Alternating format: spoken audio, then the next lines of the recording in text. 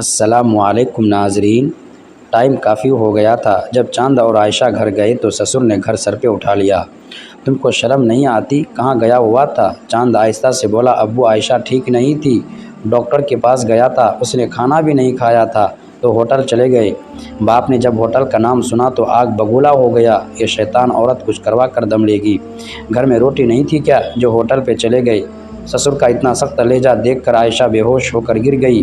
چاند نے جلدی سے سنبھالا، کمرے میں لے گیا، عائشہ کا سر اپنی گود میں رکھا۔ بہت پریشان تھا عائشہ، ابھی پڑھ رہی تھی یونیورسٹی میں۔ ماں باپ نے اس لیے جلدی شادی کر دی تھی کہ باپ بیمار رہتا تھا اور بھائی کوئی تھا نہیں تو ماں باپ نے بیاہ دیا تھا۔ سب سے چھوٹی تھی، گھر میں لاڈوں میں پلی تھی، لیکن سسرال میں سکون نہیں تھا۔ وقت گزرنے لگا، نہ جانے کیوں ساس سسر بھابھی لوگ سب عائشہ کے ساتھ اچھے نہیں تھے۔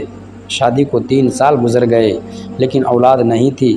سسر نے ایک ظلم یہ بھی کیا تھا کہ عائشہ کو ایک حکیم سے دوا لے کر دی اور کہا یہ کھاؤ، اس سے اولاد ہوگی۔ عائشہ نے چند ہفتے وہ میڈیسن کھائی، لیکن وہ میڈیسن اتنی زہریلی تھی کہ عائشہ کو خون کی الٹیاں آنے لگی۔ جب امی کے گھر گئی تو امی نے ڈاکٹر کو چیک کروایا اور وہ میڈیسن بھی دکھائی جو سسر نے عائشہ کو کھانے کے لیے دی تھی۔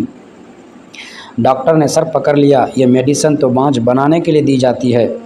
عائشہ رونے لگی، میرے ساتھ ایسا کیوں کر رہے ہیں؟ خاموش رہی، وہ دوا چھوڑ دی۔ سسر کو جب پتہ چلا عائشہ وہ دوا نہیں کھاتی تو گالیاں دینے لگا۔ اب سسر چاہتا تھا عائشہ کو طلاق دلوا کر چاند کا دوسرا بیاہ کر دیا جائے۔ ایک دن جٹھانی نے بتایا، عائشہ گھر میں تیری طلاق کی باتیں چل رہی ہیں۔ عائشہ پریشان ہو گئی۔ چاند رات کو گھر میں آیا، عائشہ چاند کے لیے کھانا لے کر آئی۔ چاند کھانا کھا رہا تھا۔ عائشہ آہستہ سے بولی، چاند ایک بات پوچھوں؟ چاند مسکرا کر بولا، ہاں پوچھو نا جان، میں اگر ماں نہ بن سکی تو کیا مجھے چھوڑ دو گے؟ چاند ہنسنے لگا، کیا فضول بات کر رہی ہو؟ جاؤ میرے لیے چائے بنا کر لاؤ اور دوبارہ یہ فضول بات نہ کرنا۔ عائشہ خاموش ہو گئی، چائے بنانے چلی گئی۔ ایک دن ساس کو محلے کے کسی عورت نے کہا، تمہارے گھر ہر وقت لڑائی جھگڑا رہتا ہے، تم ایک بابا کے پاس جاؤ۔ ساس بابا کے پاس گئی اور کہا، ہمارے گھر میں سکون نہیں ہے۔ بابا جی نے بھی بس ادھر ادھر کی پھینکی اور کہا، تمہارے گھر میں کوئی جادو کروا رہا ہے اور بہت سخت جادو ہے۔ ساس کا دھیان سیدھا عائشہ پہ گیا، وہی جادو کرواتی ہے، اسی لیے تو اس کے ہاں اولاد نہیں ہو رہی۔ عائشہ اب سخت لہجوں سے تھک چکی تھی۔ ساس سسر نے عید پر امی کے گھر جانے نہیں دیتے، نہ کسی دکھ سکھ میں۔ چاند ماں کے سامنے بے بس تھا، کیا کرتا؟ آج چاند جب گھر واپس آیا تو سسر نے آواز دی، چاند بات سن، تم سے ضروری بات کرنی ہے۔ چاند پاس آ کر بیٹھ گیا۔ چاند کے چاروں بھائی بھابھیاں ماں سب موجود تھے۔ عائشہ اپنے کمرے میں بیٹھی ٹی وی دیکھ رہی تھی۔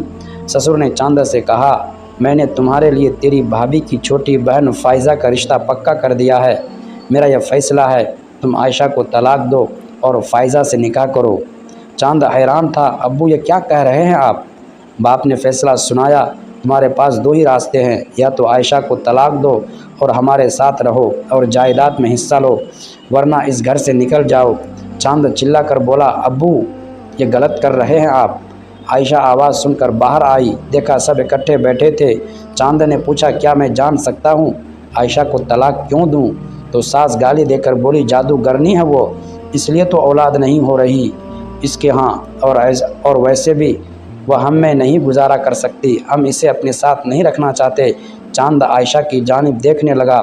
عائشہ اداس بے بس کھڑی چاند کے قدموں کی جانب دیکھنے لگی۔ چاند آہستہ سے بولا، ابو عائشہ کا کیا قصور ہے؟ باپ چلا کر بولا، تم طلاق دے رہے ہو یا نہیں؟ چاند خاموش ہو گیا۔ چاند نے پوچھا، اگر میں عائشہ کو طلاق نہ دوں تو؟ باپ نے گالی دی اور کہا، پھر میں قرآن پہ ہاتھ رکھ کر کہوں گا تم سے میرا کوئی رشتہ نہیں۔ چاند طرف اٹھا، ابا جان ایسا نہ کریں، امی ایسا کیوں کر رہے ہیں آپ؟ چاند نے سب کے سامنے ہاتھ جوڑے، ایسا نہ کریں، عائشہ بہت اچھی ہے، آپ اسے ایک موقع دیں۔ باپ نے جائیداد کے کاغذات نکالے اور کہا، یہ لو، میں ابھی یہ گھر اور 50 ایکڑ زمین تمہارے نام کرتا ہوں، عائشہ کو طلاق دو اور فائزہ سے نکاح کے لیے ہاں کرو۔ چاند نے فائزہ کی جانب دیکھا، مجبور ہو چکا تھا۔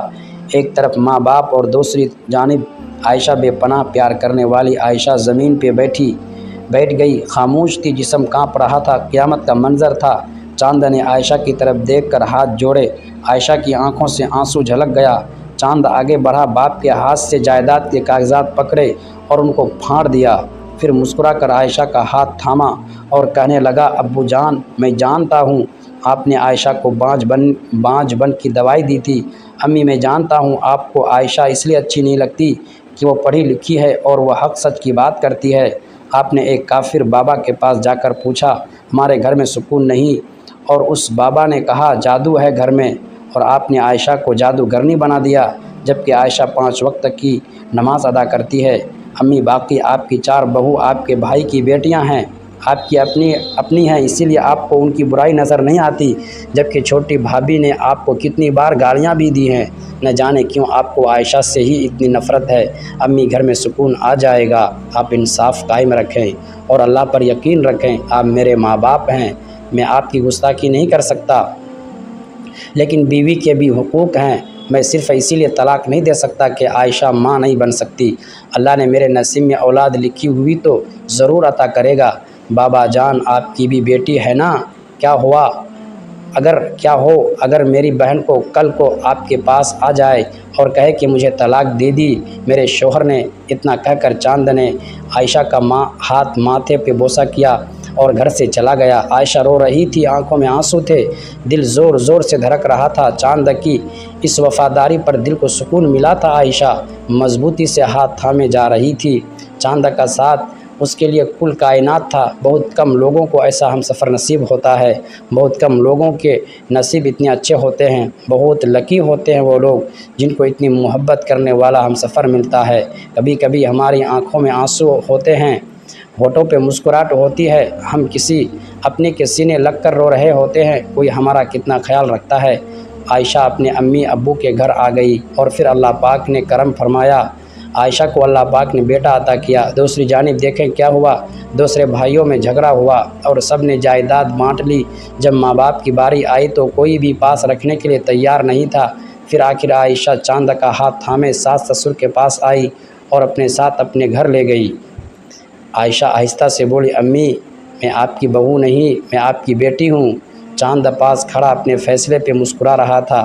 یاد رکھے، ظلم کا خاتمہ ایک دن ضرور ہوتا ہے، ناانصافی ایک دن انصاف میں ضرور بدلتی ہے، کسی کو دیے آنسو کا حساب ضرور ادا کرنا پڑتا ہے۔ ہر دوسرے گھر میں ساس سسر کچھ ایسا ہی رویہ رکھتے ہیں۔ اپنے بہو کے ساتھ اللہ کا خوف دل میں رکھنا چاہیے، اس سے پہلے کہ اللہ کا انصاف ترازو آپ کا حساب کرے۔ اور ہر اس مرد ہم سفر کو فارس کا محبت بھرا سلام، جو چاند کی طرح اپنی بیوی اپنی ہم سفر کا ساتھ نبھاتے ہیں۔ ناظرین، اگر ویڈیو اچھا لگے تو لائک اور شیئر لازمی کریں اور ہمارے اس یوٹیوب چینل کو سبسکرائب ضرور کیجیے گا۔ شکریہ۔